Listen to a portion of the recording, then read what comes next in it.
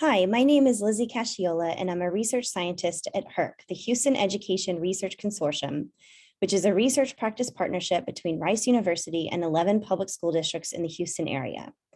Thanks for joining me as I present some recent results examining what student, school, and neighborhood characteristics predict the likelihood that an English learner will become a long-term English learner.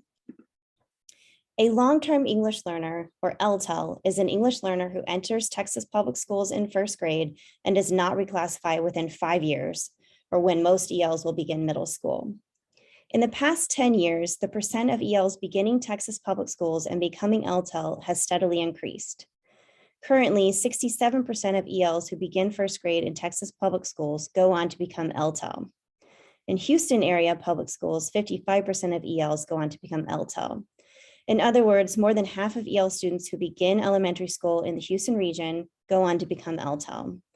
Given this increasing trend, the analyses presented today aim to identify factors that are associated with an EL becoming LTEL. Specifically, we examined two research questions. First, what student, campus, and neighborhood characteristics predict a student becoming LTEL? And second, what is the association between type of EL program, specifically dual immersion, bilingual, or ESL programs, and the likelihood of becoming LTEL? And does this association differ based on campus characteristics, specifically the percent of economically disadvantaged students who attend that campus? In this study, we followed 3 cohorts of EL students who began first grade in 10 Houston area school districts in the 2012-13, 2013-14, and 2014-15 school years. We followed these cohorts for 5 years to determine which ELs became LTELs. We limited these analyses to examine students whose home language was Spanish, as they comprise the majority of EL students in this sample. Separate analyses for students whose home language was a language other than Spanish were conducted and can be made available upon request.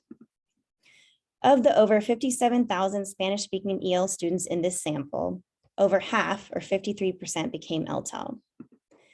Most of these EL students were Hispanic, and only 4% of these students were recent immigrants. The majority, or 90% of these students, were economically disadvantaged. 11% of students were identified for special education services at some point in elementary school, and 10% of students were retained a grade in elementary school. Finally, most students participated in an EL program, with bilingual programs being the most common, followed by dual immersion programs and ESL programs. About a third of students participated in multiple EL programs in elementary school, indicating that they changed programs at least once during elementary school.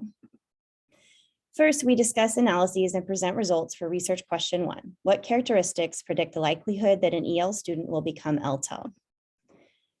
For these analyses, we examined several student-level factors that were likely associated with an EL becoming LTEL. We also included several campus and campus neighborhood variables from the elementary schools these EL students attended. And finally, we included all of these factors to predict the likelihood of an EL student becoming LTEL.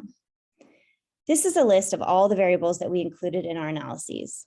We identified which of these factors were considered risk factors for ELs becoming LTEL, or factors that increase the likelihood of an EL becoming LTEL, and which factors were considered protective factors, or factors that decrease the likelihood of an EL becoming LTEL. For our risk factors, there were several characteristics that increase the likelihood of an EL becoming LTEL, and we divided these factors into high, medium, and low risk factors. The 2 characteristics that place an EL at greater risk of becoming LTEL are being retained a grade in elementary school and being identified for special education services at any point during elementary school. Medium risk factors for becoming LTEL included if the student was economically disadvantaged, being disciplined in elementary school, either in school or out of school suspension, a higher rate of absenteeism, changing schools during a school year at any point in elementary school, and being in a campus with a higher percent of limited English proficient students. There were several lower risk factors for becoming LTEL, specifically being in a campus with a higher percent of economically disadvantaged students and a higher mobility rate, and being at a campus located in a neighborhood with a higher percent of female-headed households and a higher unemployment rate. There were also several protective factors that decrease the likelihood of an EL becoming LTEL. The factor that provided the highest protection was having a higher TEL pass or English proficiency score when they entered first grade. For medium protective factors, being in a campus with a higher accountability rating was a protective factor. In addition, there were a few student characteristics that provided lower protection for becoming LTEL. Specifically, being female was associated with a lower likelihood of becoming LTEL than being male. And also being a recent immigrant as well as parent denial of EL services were associated with a lower likelihood of becoming LTEL.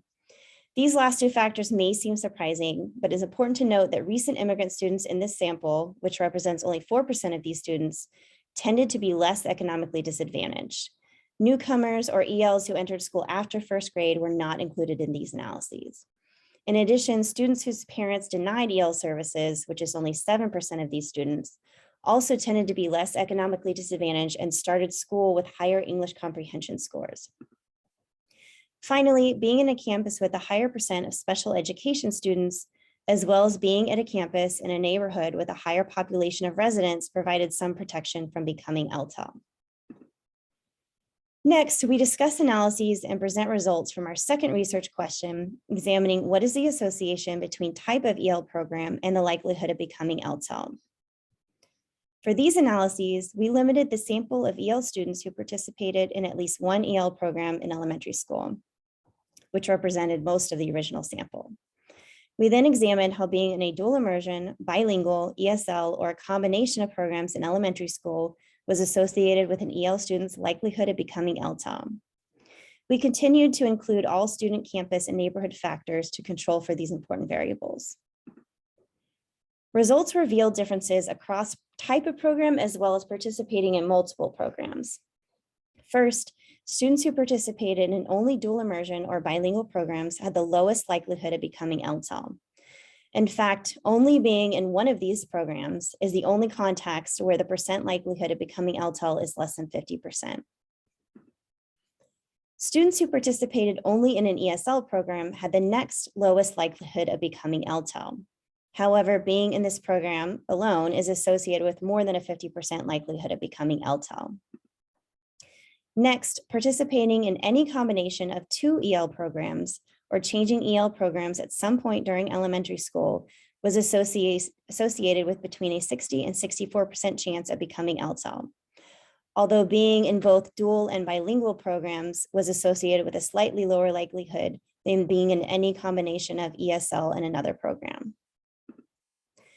Finally, participating in all three EL programs in elementary school or changing programs multiple times in elementary school is associated with the highest risk of becoming LTEL.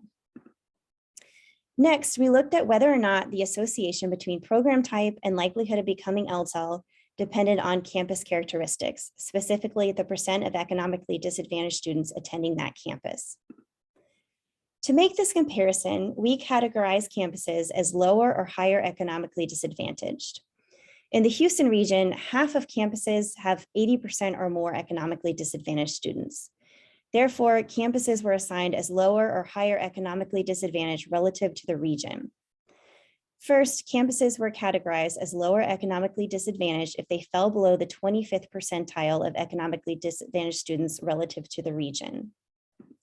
In the Houston region, campuses were considered lower economically disadvantaged if they had 51% or fewer economically disadvantaged students. Conversely, campuses were categorized as higher economically disadvantaged if they fell above the 75th percentile of economically disadvantaged students relative to the region. In the Houston region, campuses were considered higher economically disadvantaged if they had 90% or more economically disadvantaged students. One final note, in addition to campuses in the Houston region tending to be more economically disadvantaged, EL students are also more likely to attend economically disadvantaged campuses. Therefore, campuses identified as higher economically disadvantaged are more representative of the campuses serving EL students. In this graph, we present program types and combinations and their association with the likelihood of an EL becoming LTEL. On the left, the blue graph shows these results for lower economically disadvantaged campuses. And on the right, the orange graph shows these results for higher economically disadvantaged campuses. And you can see that there are some differences. For higher economically disadvantaged campuses, which are more representative of campuses serving EL students, dual immersion programs provided the most protection from becoming LTEL. In fact, dual immersion programs were the only program where EL students had less than a 50% chance of becoming LTEL in higher economically disadvantaged schools.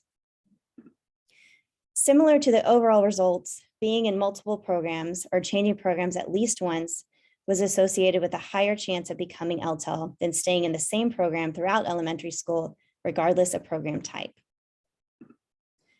For lower economically disadvantaged campuses, being in a bilingual program or a combination of a dual immersion and a bilingual program had the lowest likelihood of becoming LTEL.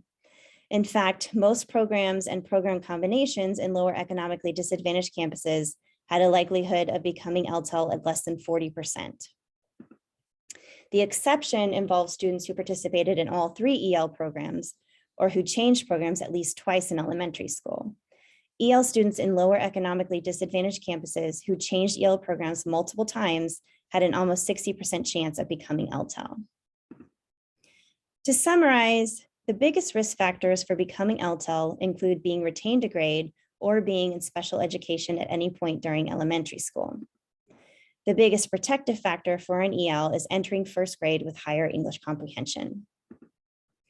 When comparing EL program participation, EL students who participated in either dual immersion or bilingual programs had the lowest likelihood of becoming LTEL, and changing programs or participating in 2 or more EL programs in elementary school was associated with an increased likelihood of becoming LTEL compared to remaining in the same program throughout elementary school. In addition, program type mattered differently for lower and higher economically disadvantaged campuses. In higher economically disadvantaged campuses, which are more representative of campuses serving EL students, participating in a dual immersion program provided the most protection from becoming LTEL, followed by bilingual and then ESL programs. In addition, changing programs at least once in higher economically disadvantaged campuses was associated with between a 71 and 83% chance of becoming LTEL. In lower economically disadvantaged campuses, which are less representative of campuses serving EL students, participating in 1 or 2 programs had a similar likelihood of becoming LTEL, less than 40%, with bilingual programs providing the most protection. However, participating in all 3 EL programs or changing programs 2 or more times in lower economically disadvantaged campuses was associated with a 58% chance of becoming LTEL. These results have some implications for policy and practice. First, policies around grade retention and special education for ELs need to be examined to identify the costs and benefits of retaining EL students and identifying EL students for special education. Second, changing EL programs or participating in 2 or more EL programs places EL students at greater risk of becoming LTEL compared to staying in 1 EL program throughout elementary, regardless of program type. For students who did stay in 1 program, EL programs that support a student's home language, specifically bilingual and dual immersion programs, provide greater benefits than programs that do not support an EL student's home language, specifically ESL programs. For next steps in the LTEL study, we have several additional research questions under examination, including how timing of EL reclassification is associated with middle and high school outcomes. What is the average time of reclassification for ELs, and how do these patterns of reclassification differ by student factors? And finally, what are early warning indicators of becoming LTEL? Specifically, what factors at early grades are the most predictive of an EL becoming LTEL? Thank you so much for joining me as I present the latest results from the LTEL study. Please do not hesitate to contact me, Lizzie Casciola, at the email address on the screen, and we look forward to presenting new results from this study shortly.